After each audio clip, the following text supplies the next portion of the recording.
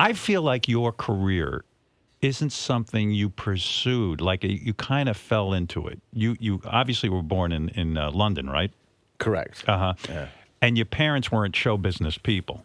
No, not at all. No. Right. No. Your mom was A teacher. and your dad was Well, an ex-soldier in a dyeing carpets firm. Yeah. he was a soldier. Yeah, originally. Yeah. Did he serve in a war? Yeah, he was in the jungle in Malaya beating up communists. Was he a tough guy?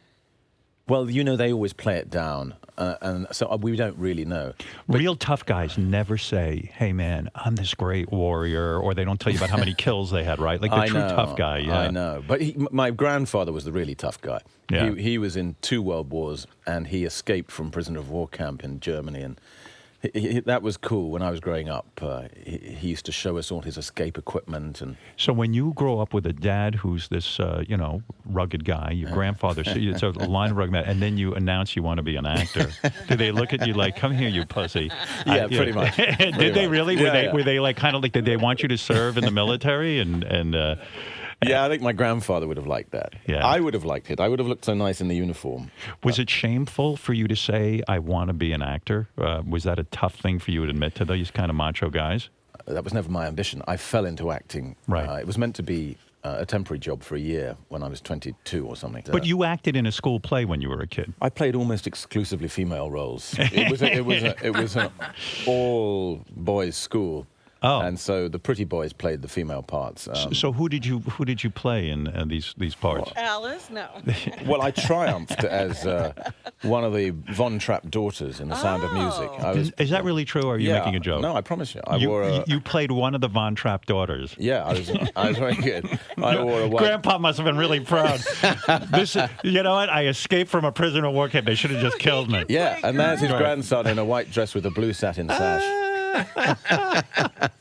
Did you did your grandpa and your parents come to see these productions? Why did they send you to an all boys school? What was that about? That's just England, and especially in those days. Did you live at home, or did you like sleep away somewhere? I lived at home, and the weird thing was that for various reasons, my parents speak with quite a posh voice, English posh voice, and my school at that time was not at all posh, and I didn't even know I had 2 voices. So when they'd come to watch me as Brigitte Von Trapp, I would step out and say a line, so my name's Brigitte, and all I want is a good time. I had a complete London accent. Because you wanted to fit in with the other boys. Yeah. Oh, right. That's That's so funny. Yeah. And were you in a wig and a dress and all that?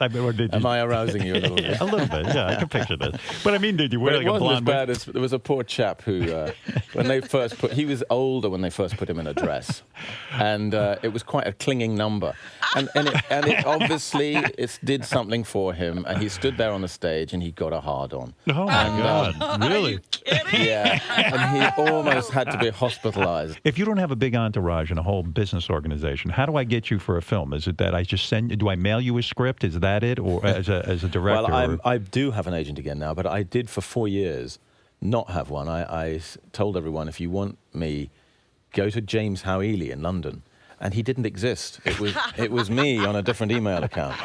Is that right? Yeah. So James Howe Ely handled everything, and these people who were sending stuff, they wanted a personal relationship with James. They'd say, "We're coming to London next week. Let's have lunch." Did you ever call anyone as James Howe Ely? Yeah, I got rumbled in the end. I can't remember what happened, but James had to get on the phone one time. What was James's voice like? Well, I was watching the golf, and there was a Scottish commentator, so I thought, right, he's Scottish. Right. And I did a pretty bad Scottish accent. Like if I called, I go, "Hello, Mr. Howe Ely, how are you?" What would you say? Oh, that's right. Nice to see you. Nice to hear from you, Howard. Aye. I'll get that script to Hugh as fast as I can now. Did you feel guilty doing that? I did a bit, yeah. And then I started to slip up, because if I'd had a drink or two, right. I'd write emails as James and I'd sign off Hugh by mistake.